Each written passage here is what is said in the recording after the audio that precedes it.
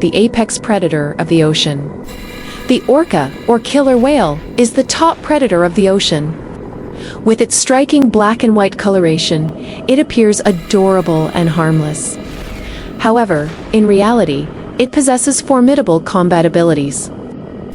Orcas hunt seals, attack large whales in coordinated groups, and even prey on great white sharks, which are notorious for their ferocity. Surprisingly, despite their formidable nature, wild orcas are known to be exceptionally friendly and gentle towards humans. In some instances, orcas have even been observed protecting fishermen from shark attacks. They do this by leaping out of the water, slapping their tails, and making distinct vocalizations to warn the fishermen. Additionally, they emit powerful sound waves that intimidate and drive sharks away. However, one particular orca named Tilikum was notorious for multiple attacks on humans, resulting in 3 fatalities. Yet rather than being condemned, Tilikum was met with sympathy. What was the story behind Tilikum's tragic life, captured as a friend? In 1983, several whaling boats arrived near Iceland, preparing for a hunting operation. Their goal was to capture a few young orcas to be sold to marine parks for entertainment. They had been tracking a pod of orcas for some time. Orcas are social creatures that remain with their pod for life, hunting and playing together. Among them was a 2-year-old calf, joyfully swimming beside its mother, unaware that separation was imminent. As the pod swam into open waters, the whaling boats launched their attack. The startled orcas split into 2 groups. The females, along with their calves, dived deep to escape, while the males sacrificed themselves to distract the boats. However, the hunters used aircraft to track the females' surfacing patterns, eventually herding them towards the shore and trapping the young orcas in nets. They forcibly separated the calf from its mother. The mother orca let out heart-wrenching cries, desperately ramming against the net, while her calf responded with wailing calls. Ultimately, the calf was taken away and given the name Tilikum, derived from the Chinook language of the indigenous people of the Pacific Northwest, meaning friend. But could Tilikum truly become a friend to humans? Canada, the beginning of a nightmare. After a year of being moved from place to place, Tilikum was sent to Sealand of the Pacific in Canada. There, he was placed with 2 female orcas for training and performances. This marked the beginning of his nightmare. Orcas are matriarchal, social creatures. Although female orcas are smaller than males, they hold dominant positions. As a newcomer and a male, Tilikum was immediately ostracized and bullied by the 2 females. To make matters worse, Sealand used a punishment system in which all 3 orcas were starved if any one of them failed to perform correctly. Being new to training, Tilikum often lagged behind the more experienced females, resulting in punishments. The 2 females, frustrated by hunger, took their anger out on Tilikum, frequently biting him until he was covered in wounds. He was often placed in a medical pool for refuge, a small, cramped space that was disproportionately tiny compared to his growing body. Being confined there for extended periods was akin to a human being trapped in a bathtub, leading to immense distress. During the day, Tilikum performed tirelessly, 7 days a week, all year round. At night, he was locked in the small medical pool, suffering from stress and isolation. Over time, his health deteriorated. Marine biologists and experienced trainers expressed concern that captivity in such confined conditions would cause immense psychological distress. Being highly intelligent, comparable to a 15 or 16-year-old human, only amplified his suffering. Imagine a teenager locked in a 2-square-meter room, forced to work endlessly, while being subjected to physical abuse. Who could endure such torment? Experts warned that if conditions did not improve, Sealand should worry not only about Tilikum's physical health, but also his mental state. They predicted he would develop aggression as a means of venting his pent-up resentment. Unfortunately, Sealand ignored these warnings. Tilikum's mental health deteriorated further. He frequently vocalized distress calls and sometimes floated motionlessly on the water's surface. Instead of addressing his suffering, SeaLand resorted to administering psychiatric drugs to keep him performing. Then, in 1991, tragedy struck. The first attack. On February 20th, 1991, after a performance, a part-time trainer named Kelty Byrne accidentally fell into the orca pool while cleaning the area. 3 orcas, including Tilikum, quickly surrounded her. Tilikum grabbed Byrne and dragged her underwater. Other trainers, realizing the danger, shouted and threw food into the water to distract the orcas. However, the 3 orcas treated Byrne as a toy. Every time she struggled to surface, they pulled her back down. Her face turned pale from terror and suffocation. Eventually, she could no longer resurface on her own. Following this tragedy, SeaLand's reputation was irreparably damaged, leading to its closure. In January 1992, Tilikum was sold to SeaWorld Orlando in the United States. A new home in Orlando.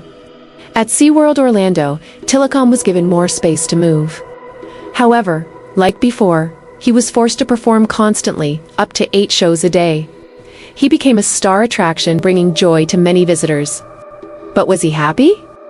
One clue lay in his collapsed dorsal fin. In the wild, orca dorsal fins stand tall. A drooping fin is often a sign of illness, injury, or distress. Statistics show that 100% of captive adult male orcas have collapsed dorsal fins, which speaks volumes about their poor health and unhappiness. Beyond performing, SeaWorld exploited Tilikum for breeding. As the largest captive orca at 6.9 meters long and weighing 5,400 kilograms, his genes were highly valuable. His sperm was regularly collected and sold at high prices to other marine parks. Tilikum fathered 21 offspring, yet he hardly ever saw them. Years later, Tilikum struck again. A mysterious drowning. On July 6, 1999, when trainers arrived at work, they were horrified by the scene in Tilikum's pool. He was swimming playfully, but on his back was the lifeless body of a naked man covered in injuries. Investigations revealed that the victim was 27-year-old Daniel Dukes, a homeless man with possible mental illness. The previous day, he had watched Tilikum's show and, perhaps out of admiration, sneaked into the park at night and entered Tilikum's pool. Tragically, Tilikum was not welcoming. The case was ruled an accidental drowning, and Tilikum continued performing at SeaWorld. Despite 2 fatalities, the public did not view Tilikum as an inherently aggressive animal until 2010. The last victim. Dawn Brancheau was a star trainer at SeaWorld Orlando. Ever since she first saw an orca performance as a child, she was captivated by these enormous and intelligent marine creatures and made it her goal to become an orca trainer. After studying psychology and animal behavior in college, Brancheau joined the ranks of marine animal trainers. She gained extensive experience working with sea lions and dolphins, before finally achieving her dream of becoming an orca trainer. Brancheau devoted great care and affection to Tilikum. She spent a lot of time with him, playing, interacting, and offering gentle touches and encouragement. Over time, a deep bond of trust developed between them. Both Brancheau and the other trainers could sense that Tilikum reciprocated her affection. However, this bond could not resolve Tilikum's mental struggles. He would occasionally gnaw on metal gates and the concrete edges of the pool. His emotions were unstable, with frequent mood swings. On February 24, 2010, Brancheau performed with Tilikum as usual. Their seamless interaction delighted the audience with laughter and amazement.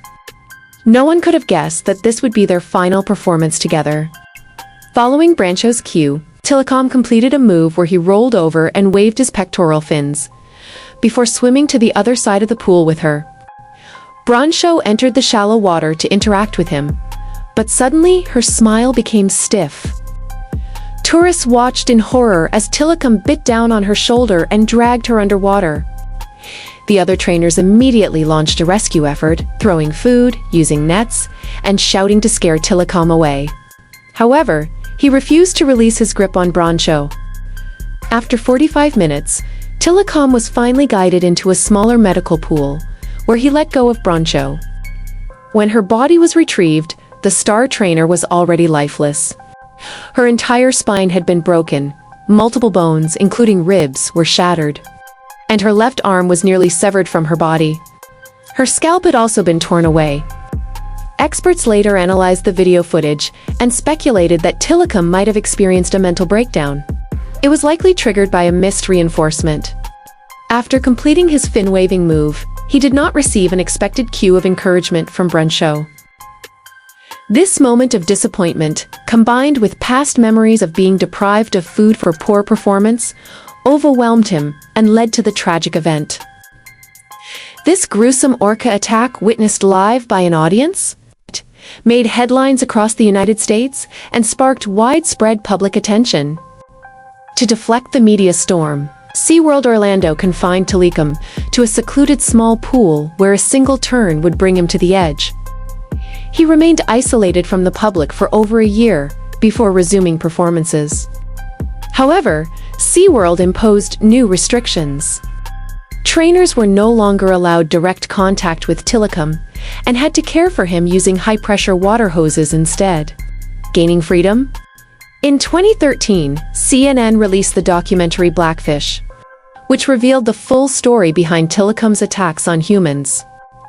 The film caused an international sensation, exposing the brutal reality hidden behind the cheerful orca performances. SeaWorld Orlando faced massive public backlash and boycotts, causing its stock price to plummet. Under mounting pressure, the park eventually announced that Tilikum would no longer perform, and later committed to gradually ending orca breeding and performances by 2016. Just as people hoped that Tilikum would finally live a freer life, his lung condition deteriorated. On January 6, 2017, he passed away. In the wild, orcas have an average lifespan of 50 years, with some females living past 90. Tilikum's death at the age of 33, in what should have been his prime, was heartbreaking. Since being taken from the vast ocean at the age of 2, Tilikum never again experienced the joy of swimming freely in the sea. Perhaps only in death did he finally regain his freedom. When it comes to Tilikum, some see him as a star performer, others as a ruthless killer. Yet some regard him as a hero of his kind, because through his suffering, he ultimately saved his species. That's the end of today's story. I hope Tilikum's tale brings you insight and reflection, reminding us to coexist more harmoniously with nature and all living creatures. Subscribe and hit the notification bell so you don't miss what's coming next. Share it, because some stories are meant to be discovered together. And stay curious. I'll see you in the next chapter.